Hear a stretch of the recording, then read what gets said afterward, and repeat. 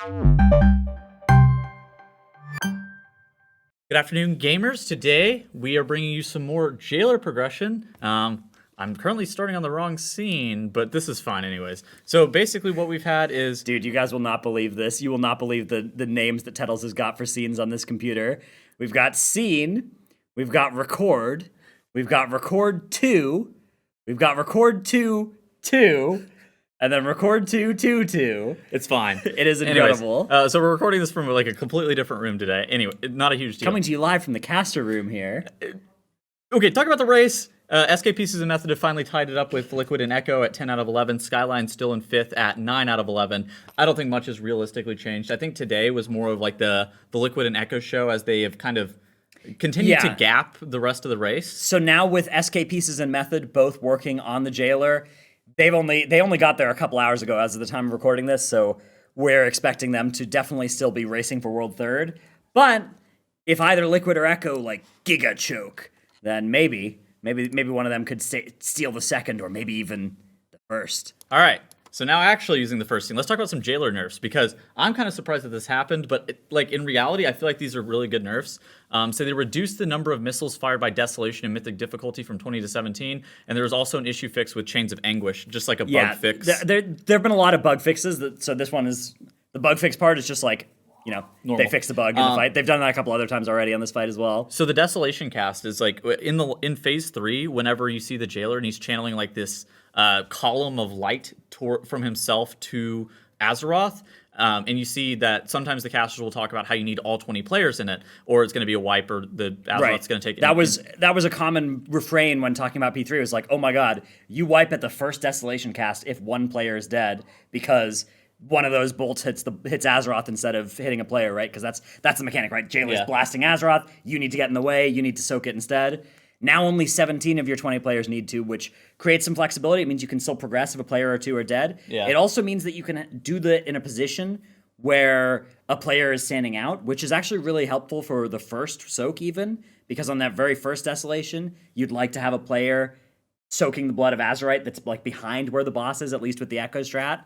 And so that person can do it a little bit earlier now. I do think that one of the biggest things, too, is like, it allows for easier progression. The Jailer is probably not going to die without 20 people alive at that point in the fight, but it allows for guilds to get more consistent phase 3 pulls and to kind of clean up any weaknesses and like, okay, progress the phase 3 with 18 and 19 people. Basically, before the bot, that basically said the phase 3 lasts up to 30 seconds if a player is dead, which, I mean, I like that the fight's hard, but I don't think that is the kind of difficulty. Like, I think the fight should be hard with a player dead because, like, all of these mechanics are really brutal and you want all the people alive to help do them. Yes. And you start, like slowly you start losing to the mechanic because of that, rather than, like, oh, a player is dead and this mechanic you need 20 players to do. Like, I think that part, I think 17 is a totally good enough number for that. So seems good to great me. nerf. But also I agree, maybe a bit surprising that it came in, but I don't think this is going to be one of those nerfs that is fair to complain about on coming into a bot. Like, oh, this nerf came at a time that was bad for one guild or the other. Oh, this nerf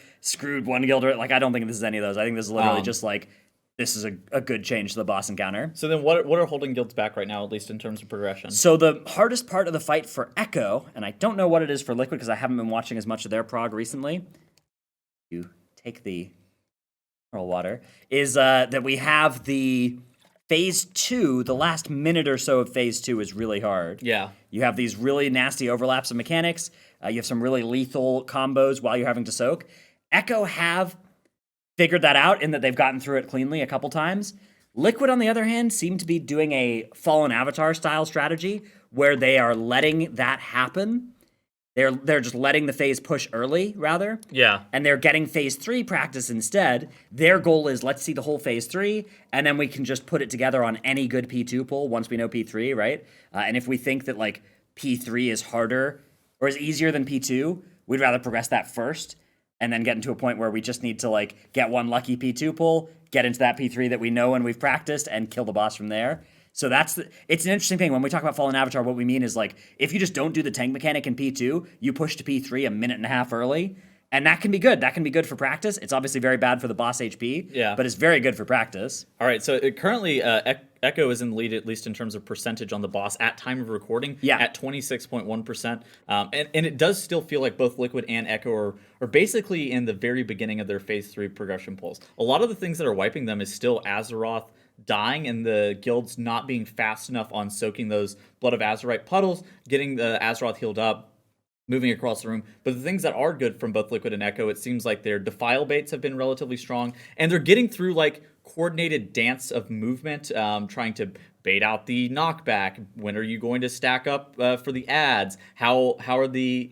because you have seen both of the guilds, they are stacking up 2 ads at a time on top of one another, so that everybody can kind of cleave. Yeah, so that's the mechanic, the Torment mechanic, right? In Phase 1, it's just an AoE around you. In Phase 2, it leaves a swirly. In Phase 3, it also spawns an ad. On Mythic, that ad can't be gripped. So it can't be knocked, it's just rooted to the ground. So they're stacking, even though that's extra damage to stack, they're stacking 2 players on top of each other in a tight formation, and that is creating the ads to be in a space where they can still be AoE CC'd, rather than having to like try and individually target 15 ads all over the room. Yeah. So for me, it seems like that there was a lot of stuff that happened today. I think one of the biggest things, and it looks like I think the Jailer probably dies to some guild tomorrow. I think there's definitely a good chance of it dying on Friday.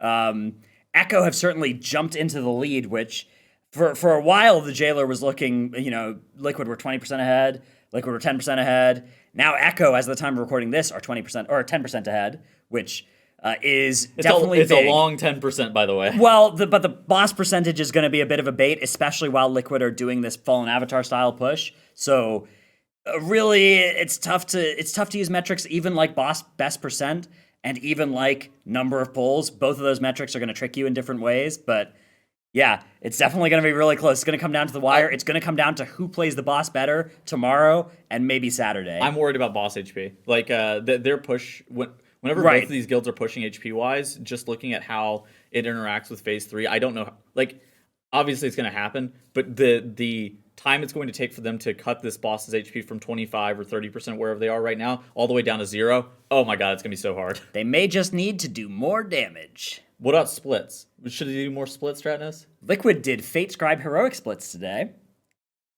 So soon, maybe we'll find an even more exciting split to do than that. Edge of Night? How about Jathus? Ooh, yeah, some Sylvanas splits. Jathus isn't it, because you can do Heroic Jailer and get the Gavel of the First Arbiters. That one's even better. All right. Anyways, not too terribly much to talk about. I think this may be one of the last episodes that we have. Yes. Could be. Tomorrow, maybe the last episode. Maybe, yeah. But yeah, I think that's going to be it from us tonight. Again, the race is starting to conclude. Jailer's starting to get pretty low. Maybe there's a Mythic phase. We don't really know too much. We'll see. Yeah, could be a Mythic phase at 0. Shout out to the fans watching this in 2 years to remind themselves how this tier went, watching all these videos in order. I know you're a couple hours in now, but shout out to you. Good job getting through this. Well, post in the comments if you're watching this in the year 2024. Yeah, post in the chat. Thumbs up that comment. All right. Good night, gamers.